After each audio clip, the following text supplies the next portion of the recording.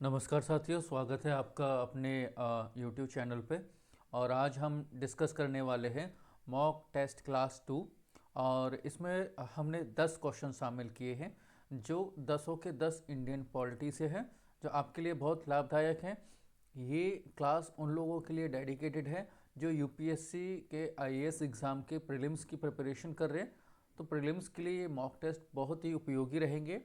और जो विद्यार्थी यू पीसीएस की यूपी पीसीएस की तैयारी कर रहे हैं उनके लिए भी ये महत्वपूर्ण रहेगी। ये क्लास दोनों के लिए समान रूप से डेडिकेटेड है, तो आप लोग दोनों पेशेंस के साथ इस क्लास को पूरा कर सकते हैं। एक महत्वपूर्ण सूचना कि अगर आप किसी भी प्रकार की हमारी पीडीएफ डाउनलोड करना चाहते हैं तो आप हमारा टेलीग्राम चैनल ज्वाइन कर सकते हैं। टेलीग्राम चैनल पर जाइए, वहाँ लिखिए AKS जादौन और आप हमारा टेलीग्राम ज्वाइन करके वहाँ से किसी भी प्रकार की जो हमारी पीडीएफ है वो डाउनलोड कर सकते हैं। आपको मालूम है कि यूपी पीसीएस का और यूपीएससी का जो सिलेबस है वो मोस्टली सेम है, लगभग सेम है, लेकिन दोनों के क्वेश्चन पूछने के तरीक़ों में बहुत अंतर पाया जाता है। तो यदि आप यूपीएससी सिविल सर्विस एग्ज़ाम की यानी कि आईएएस की प्रारंभिक परीक्षा की तैयारी कर रहे हैं तो आपके लिए ये मॉक टेस्ट लाभदायक रहेंगे। आप किसी भी प्रकार का कोई भी चैप्टर पढ़ते उसके बाद आपको मॉक टेस्ट लगाना चाहिए, चाहे फिर वो किसी भी प्रकार का हो। और आप जो है किसी भी प्रकार का टेस्ट पढ़ते तो उसमें भी आपको ये लगाना चाहिए। मैं थोड़ा सा पेन टैब ले लेता हूँ जो कि कुछ लिखने में महत्वपूर्ण रहेगा। उसी तरह से आप मॉक टेस्ट लगाते रहिए और अपना मूल्यांकन करते रहिए। आज का हमारा क्वेश्चन है, निम्नलिखित में से किस अधिनियम द्वारा कार्यपालिका एवं न्यायपालिका, यहाँ पे आप क्वेश्चन को समझिए। यहाँ पे बोला जा रहा है कि कार्यपालिका और न्यायपालिका के बारे में बोला जा रहा है, ठीक है। तो कार्यपालिका और न्यायपालिका की बातें हो रही है, ये हमें पता है, और अधिनियम पूछा जा रहा है। क्वेश्चन को पढ़ना सीखिएगा। तो अधिनियम द्वारा कार्यपालिका एवं न्यायपालिका के बीच शक्ति पृथक्करण, यानी कि आप किस अधिनियम में शक्तियों का बंटवारा हुआ था। शक्ति पृथक्करण की दिशा में बड़ा कदम उठाया गया। Regulating act 1773, Pitt's India act 1784, charter अधिनियम 1813 या अमेंडमेंट एक्ट यानी कि संशोधनात्मक अधिनियम 1781। एक बार इसको समझ लेते हैं। बात ये हो रही है हमारे 1781 की, इतना हमें पता है। तो 1781 का जो अमेंडमेंट एक्ट का प्रमुख प्रस्ताव गवर्नर जनरल की परिषद तथा सर्वोच्च न्यायालय के बीच के संबंधों का सीमांकन करना था। इसके अंतर्गत कंपनी के अधिकारी शासकीय रूप से किसी एक अपने कार्यों के लिए सर्वोच्च न्यायालय के कार्य क्षेत्र से बाहर हो गए, ठीक है। अब इसका थोड़ा सा डिटेल में एक बार समझ लेते हैं। देखो, हम बात कर रहे हैं अमेंडमेंट एक्ट यानी कि एक्ट ऑफ सेटलमेंट 1781 की। बार बार पेन लेना पड़ रहा है। तो 1781 की हम बात कर रहे हैं, ठीक है। अब 1781 में जब हम बात कर रहे हैं तो उसी के अकॉर्डिंग हम आगे बढ़ते जाएंगे, ठीक। 1781 का क्या था? इस अधिनियम ने कलकत्ता उच्च न्यायालय और बंगाल के गवर्नर जनरल के अधिकार क्षेत्र में बंटवारा कर दिया। यानी कि एक सेकेंड, बार बार हमको पेन टेप का दिक्कत आ रहा है। हाँ, अभी ठीक है। 1781 में क्या किया? कलकत्ता उच्च न्यायालय, कलकत्ता का जो सुप्रीम कोर्ट था, और बंगाल के गवर्नर जनरल के अधिकार क्षेत्र में बंटवारा कर दिया। इस अधिनियम ने, किस अधिनियम ने? 1781 के ने, ठीक है। इस अधिनियम ने परिषद को न्यायालय पर ज़्यादा अधिकार दिए। इस अधिनियम ने राजस्व मामलों और राजस्व संग्रहण से जुड़े मामलों को सुप्रीम कोर्ट के अधिकार क्षेत्र से बाहर कर दिया। इस अधिनियम ने कलकत्ता सरकार को बंगाल, बिहार और उड़ीसा के लिए कानून बनाने का अधिकार दिया। इस अधिनियम ने कंपनी के कर्मचारियों के कार्यों पर सुप्रीम कोर्ट की कार्यवाही पर रोक लगा दी। यानी कि जो कंपनी थी, कंपनी के जो कर्मचारी थे यानी कि जो अधिकारी थे, अधिकारियों को उच्च न्यायालय जो कलकत्ता में था, उच्चतम न्यायालय के कार्य क्षेत्र से बाहर कर दिया। यानी कि वो लोग उसमें नहीं आते थे, उससे बाहर उनको एक स्वतंत्रता दे दी। ये 1781 के एक्ट की बात हो रही है। इस अधिनियम ने कानून बनाने और उसका क्रियान्वयन करते समय भारतीयों के सामाजिक और रीति रिवाजों का सम्मान करने का निर्देश दिया। ये सम्मान कैसे करने का निर्देश दिया था कि हिंदुओं के लिए हिंदुओं के रीति रिवाज से न्याय हो और मुस्लिमों के लिए मुस्लिमों के रीति रिवाज से न्याय हो। इस तरह से ये दोनों बातें हमारी हो रही थी 1781 के सेटलमेंट एक्ट में। यहाँ तक क्लियर है? आप थ्योरेटिकल पार्ट को यहाँ से पढ़ सकते हैं, ठीक है। तो यहाँ से थ्योरेटिकल पार्ट आप पढ़ लेंगे। इसके बाद हमारा अगला जो क्वेश्चन है वो देख लेते हैं। ये 1784 के एक्ट के बारे में है, जो कि आगे आएगा तो हम पढ़ेंगे उसको, ठीक है। अभी अगला क्वेश्चन पढ़ लेते। एक्ट ऑफ सेटलमेंट किस एक्ट की त्रुटि को दूर करने के लिए पारित किया गया था? यानी कि एक्ट ऑफ सेटलमेंट किसको कहते हैं? 1781 को एक्ट ऑफ सेटलमेंट कहते हैं। और 1781 के एक्ट ऑफ सेटलमेंट से पहले 1773 का रेगुलेटिंग एक्ट आया था। तो 1773 के रेगुलेटिंग एक्ट को की त्रुटियों को दूर करने के लिए एक्ट ऑफ सेटलमेंट लेके आए थे 1781 में। ये यहाँ तक क्लियर है आपको? देखो, इसके तहत कलकत्ता की सरकार को बंगाल, बिहार और उड़ीसा के लिए भी विधि निर्माण की शक्ति प्रदान की गई थी। किसके तहत? 1781 के तहत। इसके अतिरिक्त न्यायालय एवं सरकार को अपने अपने कार्यों के अंतर्गत भारत के सामाजिक, धार्मिक रीति रिवाजों का सम्मान करने का भी निर्देश दिया गया था। तो यहाँ तक ये क्लियर है आपका? एक बार क्या करते हैं हम 1773 के रेगुलेटिंग एक्ट को रिवाइज कर लेते हैं। देखो, इसने बंगाल के गवर्नर को बंगाल का गवर्नर जनरल बनाया। किसने? 1773 के रेगुलेटिंग एक्ट ने, ठीक है। 1773 के रेगुलेटिंग एक्ट ने बंगाल के गवर्नर को बंगाल का गवर्नर जनरल बनाया। यहाँ तक क्लियर है? दूसरा, इसने कंपनी के कर्मचारियों को निजी व्यापार करने पर प्रतिबंध लगा दिया। निजी व्यापार नहीं कर सकते। और उपहार का मतलब रिश्वत लेने पर भी प्रतिबंध लगा दिया, यानी कि आप उपहार नहीं ले सकते हैं, ठीक है। और इसके अलावा क्या क्या था? सुप्रीम कोर्ट की स्थापना 1773 के रेगुलेटिंग एक्ट में थी, लेकिन हुई कब थी? 1774 में। कहाँ हुई थी? कलकत्ता में। अच्छा, क्या था इससे इम्पोर्टेंट क्वेश्चन क्या पूछा जाता है? इससे इम्पोर्टेंट क्वेश्चन पूछा जाता है तो 1774 में कलकत्ता में जो सुप्रीम कोर्ट की स्थापना हुई थी, उसके प्रमुख न्यायाधीश का नाम सर एलिजा एम्पे था। सर एलिजा एम्पे था। टोटल 4 न्यायाधीश थे, एक एलिजा एम्पे सर और 3 अन्य न्यायाधीश थे।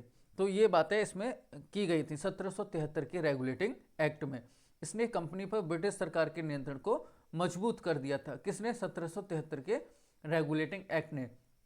अभी आपने क्या क्या समझ लिया है? 1773 का रेगुलेटिंग एक्ट और उसके बाद 1781 का एक्ट ऑफ सेटलमेंट। ये आप दोनों एक्ट आपने रिवाइज कर लिए हैं, ठीक है। आप इस क्वेश्चन का यहाँ से विस्तृत आंसर देख सकते हैं। PDF डाउनलोड कर लेंगे तो आपको वहाँ से ये सब मिल जाएगा, ठीक है। अब आपका अगला क्वेश्चन नंबर 3 है। एक सेकेंड। निम्नलिखित में से कौन एक 1781 के एक्ट का उपबंध नहीं है? यानी कि इसमें ऐसी कौन सी बात है जो 1781 में नहीं थी? 1781 के एक्ट ऑफ सेटलमेंट के तहत सुप्रीम कोर्ट के अधिकार क्षेत्र में राजस्व संबंधी मामले और राजस्व संग्रह से जुड़े काम शामिल नहीं थे। तो ये 1781 के एक्ट का उपबंध नहीं है, ये बात ठीक है। इस अधिनियम ने कंपनी के वाणिज्यिक और राजनीतिक गतिविधियों में अंतर किया। 1784 ने किया था, 1700 उसमें नहीं, ठीक है। तो निम्नलिखित में से कौन एक 1781 के एक्ट का उपबंध नहीं है? 1781 के उपबंध में नहीं है। तो 1781 के एक्ट ऑफ सेटलमेंट के तहत सुप्रीम कोर्ट के अधिकार क्षेत्र में राजस्व संबंधी मामले और राजस्व संग्रह से जुड़े काम शामिल नहीं थे, ठीक है। ये कह रहा है जुड़े काम शामिल नहीं थे, तो ये बात तो ठीक है, लेकिन ये इसमें शामिल नहीं थे। अब बी है इसका, हम 1781 के एक्ट ऑफ सेटलमेंट को एक बार दोबारा से समझ लेते हैं। देखो, इस अधिनियम ने परिषद को न्यायालय पर ज़्यादा अधिकार दिए, ठीक है, यहाँ तक समझ में आ गया। दूसरा, पहला पॉइंट, ठीक है, 1781 के एक्ट ऑफ सेटलमेंट के तहत सुप्रीम कोर्ट के अधिकार क्षेत्र में राजस्व संबंधी मामले और राजस्व संग्रह से जुड़े काम शामिल नहीं थे। ये क्लियर है। इस अधिनियम ने परिषद को न्यायालय पर ज़्यादा अधिकार दिए, दूसरा, ठीक है।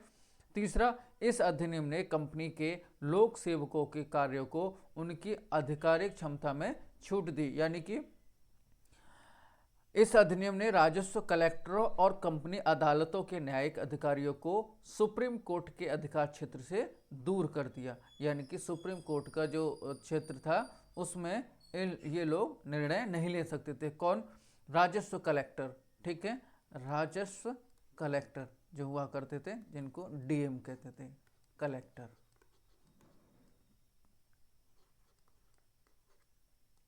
ठीक है, इनको भी बाहर कर दिया था। इस अधिनियम ने कलकत्ता की सरकार को बंगाल, बिहार और उड़ीसा के लिए कानून बनाने का अधिकार दिया। किस अधिनियम ने? 1781 ने। इस अधिनियम ने सर्वोच्च न्यायालय पर कंपनी के कर्मचारियों के कामों की कार्यवाही पर रोक लगा दी। इस अधिनियम ने राजस्व अधिकारियों और जमींदारों पर भी सर्वोच्च न्यायालय को कार्यवाही करने की रोक लगा दी। यहाँ तक आपका क्लियर है क्वेश्चन। अब क्वेश्चन नंबर 4 की तरफ बढ़ते हैं, ठीक है। निम्नलिखित या एक्ट ऑफ सेटलमेंट किस अधिनियम को कहा जाता है? अभी हमने बताया था एक्ट ऑफ सेटलमेंट यानी कि रेगुलेटिंग एक्ट 1773 को कहा जाता है, और 1793 हमने अभी पढ़ा नहीं है तो ये हो नहीं सकता। 1781 के एक्ट को एक्ट ऑफ सेटलमेंट कहा जाता है। यहाँ तक क्लियर है। 1781 की बात हो रही है। बाकी के एक्ट को क्या कहा जाता है, एक बार मैं आपको पूरा बता देता हूँ, वो आप देख लीजिए।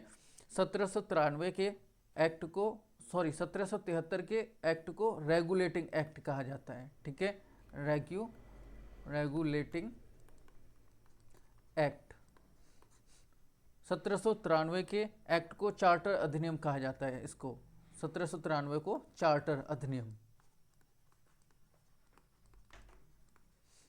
इसके बाद 1784 को पिट्स इंडिया एक्ट कहा जाता है। 1784 को पिट्स इंडिया एक्ट कहा जाता है, ठीक है। और एक्ट ऑफ सेटलमेंट 1781 को कहा जाता है। ये वाला है, ऐसे समझ लीजिए। क्लियर है? आगे बढ़ते, ये यहाँ से भी आप देख सकते हैं, ठीक है, आपको लाभदायक रहेगा। क्वेश्चन नंबर 5 पे बढ़ते। क्वेश्चन नंबर 5 पढ़ते। क्वेश्चन नंबर 5 में है, निम्नलिखित में से कौन कौन 1781 के एक्ट का उपबंध है? यानी कि हमें 1781 का एक्ट समझ में आना चाहिए, अब तक आ गया होगा। इस एक्ट का मकसद सुप्रीम कोर्ट और गवर्नर जनरल काउंसिल के कामों का स्पष्ट बंटवारा करना था। सही बात है, यहाँ तक क्लियर है। इस एक्ट ने गवर्नर जनरल और काउंसिल को उनके आधिकारिक कामों से सुप्रीम कोर्ट के अधिकार क्षेत्र से छूट दी। ये भी बात ठीक है। इस एक्ट ने कंपनी के कर्मचारियों को भी आधिकारिक कामों में सुप्रीम कोर्ट के अधिकार क्षेत्र से छूट दी। ये भी ठीक है। इस अधिनियम ने राजस्व मामलों और राजस्व संग्रह से जुड़े मामलों को सर्वोच्च न्यायालय के अधिकार क्षेत्र से बाहर रखा। ये भी बात ठीक है। यानी कि कुल मिला के हमारी चारों बातें ठीक हैं। हमारा आंसर 2 हो जाएगा। केवल A, B, C और D चारों बातें ठीक है। इससे जुड़ी चीज़ें आप यहाँ से पढ़ सकते हैं एक बार। इस अधिनियम ने परिषद को न्यायालय पर ज़्यादा अधिकार दिए, ये यहाँ ठीक है। इस अधिनियम ने कंपनी के लोक सेवकों को उनकी आधिकारिक जिम्मेदारियों के लिए सर्वोच्च न्यायालय से छूट दी, ये भी ठीक है। इस अधिनियम ने सर्वोच्च राजस्व कलेक्टरों और कंपनी अदालतों के न्यायिक अधिकारियों को भी सर्वोच्च न्यायालय से छूट दी, ये भी ठीक है।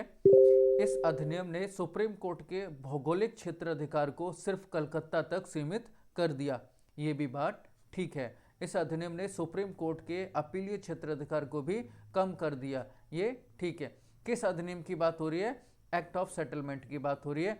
आप यहाँ पे ये क्वेश्चन क्लियर कर चुके हैं।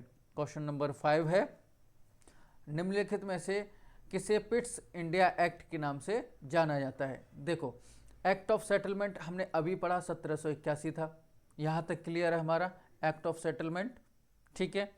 उसके बाद 1793 को चार्टर अधिनियम कहा जाता है, ये हम पहले पढ़ चुके हैं, तो यहाँ पे ही हम क्वेश्चन को क्लियर कर लेते हैं। ये देखो 1793 को क्या कहा जाता है, चार्टर अधिनियम, चार्टर अधिनियम, अधिनियम ये 1793 का है।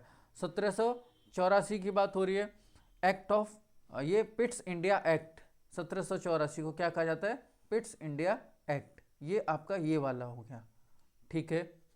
सेकंड क्लियर हो गया। थर्ड है 1833, ये चार्टर अधिनियम ही होते हैं, 1813 1833 ये चार्टर अधिनियम है। और 1781 के एक्ट को एक्ट ऑफ सेटलमेंट कहा जाता है, इसको एक्ट ऑफ सेटलमेंट, सेटलमेंट इसमें आ जाता है ये, ठीक है। क्वेश्चन नंबर 6 क्लियर है, अगर आपका कोई डाउट है तो आप हमें बता सकते हैं, ठीक है, ये आप यहाँ से भी पढ़ सकते हैं। क्वेश्चन नंबर 7 पे आते हैं, बहुत ही महत्वपूर्ण क्वेश्चन है, Pitt's India act 1784, act of settlement 1781, देखो 3 एक्ट हो गए, 1773 regulating act, 1781 settlement act, 1784 Pitt's India act, ठीक है, 3 एक्ट आपके क्लियर हैं। 1784 के संदर्भ में निम्नलिखित कथनों पर विचार कीजिए। इसके द्वारा बॉम्बे और मद्रास प्रेसिडेंसी के गवर्नर को बंगाल के गवर्नर जनरल के अधीनस्थ किया गया। किसकी बात हो रही है, किस, अब ये पिट्स इंडिया एक्ट 1784 की बात हो रही है, ठीक है। तो आपको इसमें समझना है, पहले 1784 का एक्ट भी समझ लेंगे, पहले इनके क्वेश्चन को पढ़ लेते हैं, ठीक है।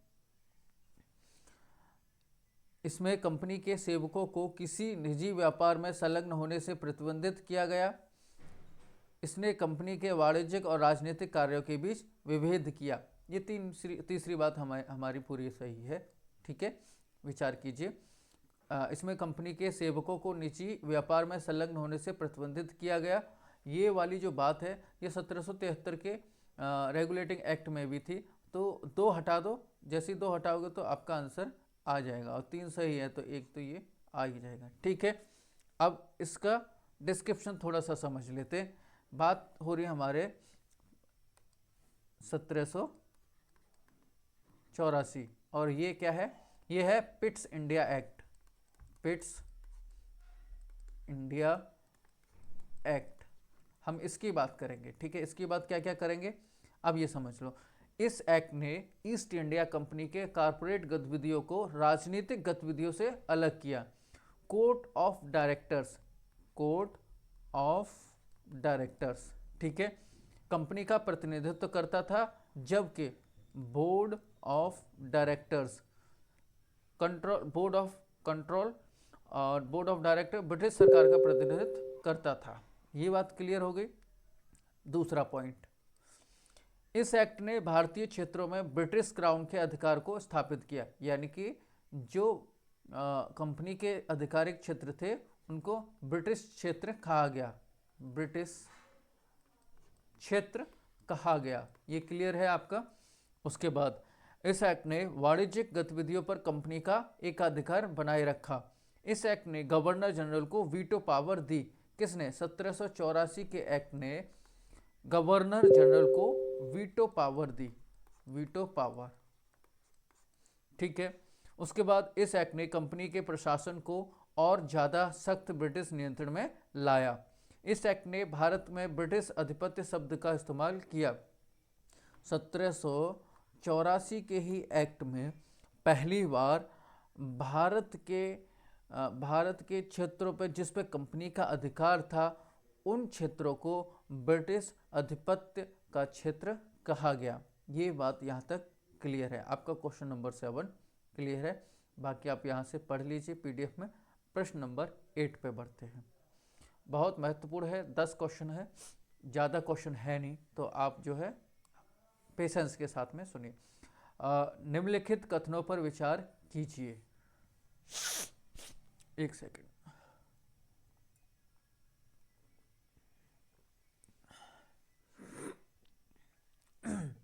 पिट्स इंडिया एक्ट द्वारा गवर्नर जनरल की परिषद के सदस्यों की संख्या घटाकर 3 कर दी गई। ठीक है। पिट्स इंडिया एक्ट ने कंपनी के भारतीय व्यापार के एकाधिकार को समाप्त कर दिया, यह गलत है। पिट्स इंडिया एक्ट द्वारा एक पूरक अधिनियम के माध्यम से गवर्नर जनरल को विशेष मामलों में कमांडर इन चीफ का पद संभालने का अधिकार दिया गया था। तो ये उपरोक्त कथनों में से कौन सा सही है? तो 1 और 3 सही है। ठीक है, इसका आंसर तो सी आ गया।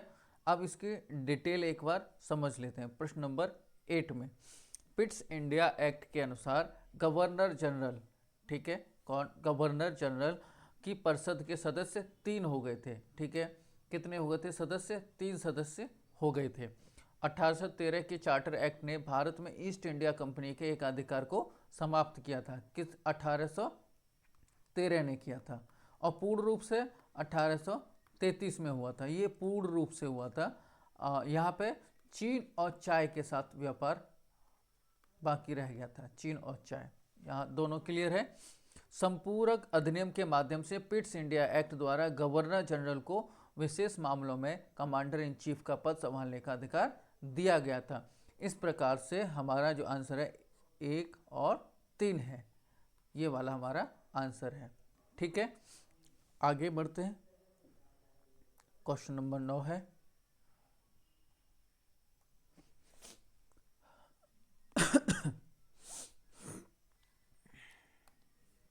निम्नलिखित कथनों पर विचार करें। भारत में कंपनी के क्षेत्रों को पहली बार भारत में ब्रिटिश संपत्ति कहा गया। ठीक है, किस में कहा गया था ये हमें पता है। पिट्स इंडिया एक्ट 1784 की बात है। दोहरी सरकार की प्रणाली की स्थापना, board of directors, board of control, ये भी पिट्स इंडिया एक्ट की बात हो रही है। अब क्वेश्चन क्या है? निम्नलिखित में से किस अधिनियम के लिए उपरोक्त 2 कथन सही है? आंसर तो हमारा आ गया।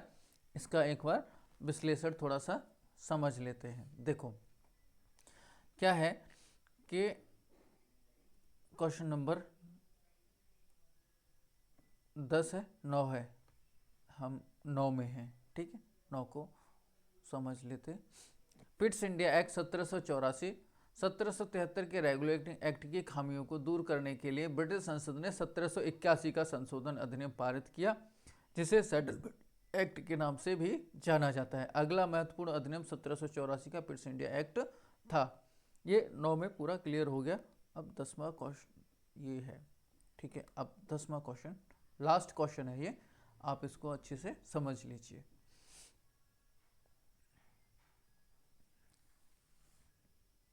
ये लीजिए, निम्नलिखित में से कौन कथन 1784 एक्ट से संबंधित है? इस अधिनियम ने गवर्नर जनरल को युद्ध, राजस्व और कूटनीति के मामलों में ज़्यादा अधिकार दिए। हाँ, बिल्कुल सही बात है ये। पहला क्वेश्चन ठीक है, पहला स्टेटमेंट ठीक है। इस अधिनियम ने नियंत्रण बोर्ड की स्थापना की, बात ठीक है। इस अधिनियम ने कंपनी की वाणिज्यिक और राजनीतिक गतिविधियों में अंतर किया, ये भी बात ठीक है। तीनों स्टेटमेंट ठीक है। इस अधिनियम ने ब्रिटिश सरकार को कंपनी के संचालन और भारतीय क्षेत्रों के प्रशासन पर अंतिम अधिकार दिया। मेरे हिसाब से ये चारों बातें ठीक है। आप अपनी राय हमें दे सकते हैं। ऑप्शन केवल 1, केवल 2, केवल 3 और सभी 4, यानी कि चारों ऑप्शन ठीक है। इसमें क्या क्या हुआ? इस अधिनियम ने कंपनी की वाणिज्यिक और राजनीतिक गतिविधियों में अंतर किया, ये पहला स्टेटमेंट था हमारा, क्लियर है। दूसरा स्टेटमेंट क्या था? इस अधिनियम ने कंपनी के कब्जे वाले क्षेत्र को भारत में ब्रिटिश संपत्ति के रूप में मान्यता दी थी, ये हम पढ़ चुके, ये भी ठीक है। इस अधिनियम ने ब्रिटिश सरकार को कंपनी के संचालन और भारतीय क्षेत्रों के प्रशासन पर अंतिम अधिकार दिया, ये भी ठीक है। इस अधिनियम ने नियंत्रण बोर्ड की स्थापना की। एक सेकेंड, इस अधिनियम ने नियंत्रण बोर्ड की स्थापना की, ये भी ठीक है। इस अधिनियम ने मद्रास और बंबई के गवर्नरों को उनकी आज़ादी से वंचित कर दिया था। 1784, आपको 1773 1781 और 1784, ये तीनों अच्छी तरह से समझ आ गए होंगे, याद भी हो गए होंगे।